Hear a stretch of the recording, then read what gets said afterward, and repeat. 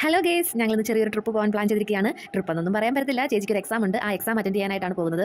ദൈവങ്ങളെല്ലാം ഒന്ന് പ്രീതിപ്പെടുത്താവുന്ന രീതിയിൽ ഞങ്ങൾ മലനട ദുര്യോധന ക്ഷേത്രത്തിലേക്ക് പോയി. ലോകത്തിലെ തന്നെ ഏക ദുര്യോധന ക്ഷേത്രമാണ് മലനട. അത് വളരെ ഫേമസ് ആയിട്ടുള്ളതാണ്. ഒരുപാട് ആൾക്കാർ ഈ ഒരു അമ്പലം സന്ദർശിക്കാനായിട്ട് എത്തിക്കൊണ്ടിരിക്കുന്നുണ്ട്. കണ്ടോ അമ്പലത്തിൻ്റെ മനോഹാരിത, എത്ര മനോഹാരിതയാണുള്ളത്. എക്സാം ഒക്കെ നല്ല രീതിയിൽ അറ്റൻഡ് ചെയ്യാൻ പറ്റട്ടെ എന്നുള്ള രീതിയിലാണ്. കുറച്ച് കഴിഞ്ഞാൽ ഇങ്ങോട്ട് വന്നുകൊണ്ടിരുന്നപ്പോൾ ഭയങ്കര മഴ. എൻ്റെ കോലം കണ്ടോ, ചേച്ചിയുടെ കോലം കണ്ടോ. ഞങ്ങൾ മഴയൊക്കെ നനഞ്ഞ് ലാസ്റ്റ് റെയിൻ കോട്ടൊക്കെ ഇട്ടിട്ട് ഞങ്ങളുടെ വണ്ടി കയറുക.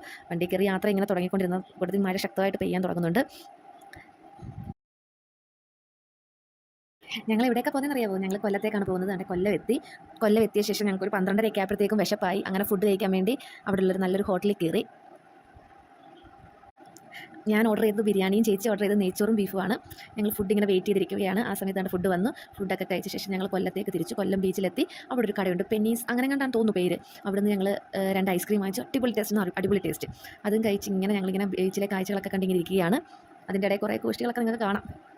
ഐസ്ക്രീം കുടിക്കുകയാണ്. അടിപൊളി ടേസ്റ്റ് എന്ന് പറഞ്ഞാൽ ഇതിനകത്ത് സ്ട്രോബെറി ആണുള്ളത്. ഞാൻ സ്ട്രോബെറിയുടെയും ചേച്ചി നട്ട്സിൻ്റെയാണ് ഓർഡർ ചെയ്തിരിക്കുന്നത്. നല്ല അടിപൊളി ടേസ്റ്റാണ്. അതും കഴിച്ച് ഇങ്ങനെ ഓരോ തമാശകളും കാര്യങ്ങളും പറഞ്ഞ് ഞങ്ങളിങ്ങനെ വിദൂരതയിലേക്ക് കടലൊക്കെ നോക്കി ഇങ്ങനെ ഇരിക്കുകയാണ്. കുറേ നേരം ഇങ്ങനെ ഈ കടലും നോക്കിയിരിക്കുക ഒരു ശാന്തതയാണ്.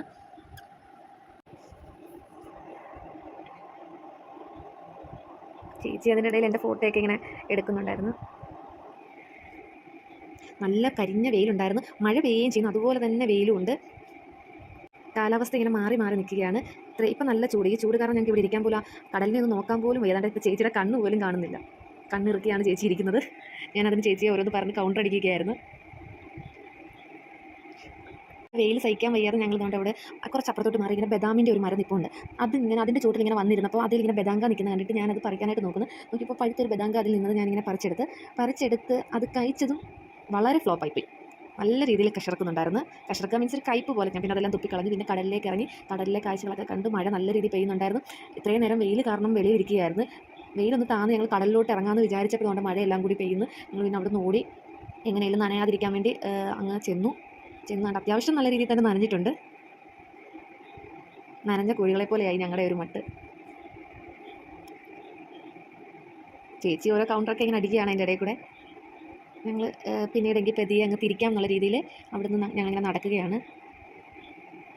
കുറേ ഇങ്ങനെ യാത്ര ചെയ്ത് ഇങ്ങനെ വരുന്ന സമയത്ത് നല്ല ദാഹം. എന്നാൽ പിന്നെ ഒരു ചായയും പരിപ്പ് വടയും കഴിക്കാമെന്ന് പറഞ്ഞാണ് കടയിൽ കയറിയത്. കടയിൽ കയറിയപ്പോൾ പരിപ്പ് വടയില്ല. എന്നാൽ പിന്നെ ഉഴുന്നുവട കണ്ടു, അത് കഴിക്കാമെന്നുള്ള രീതിയിൽ ഞങ്ങൾ അതും കഴിച്ചിങ്ങനെ ഇരുന്നപ്പോൾ ചേച്ചിയുടെ ഒരു ഫ്രണ്ട് വന്ന് കുറേ നാൾക്ക് ശേഷമാണ് ആ ഫ്രണ്ടിനെ കാണുന്നത്. യാദൃശ്ചികമായിട്ട് അവിടെ വെച്ച് കണ്ടു, പരിചയപ്പെട്ടു. അതിൻ്റെ വീഡിയോ ഒന്നും എടുക്കാൻ പറ്റിയില്ല.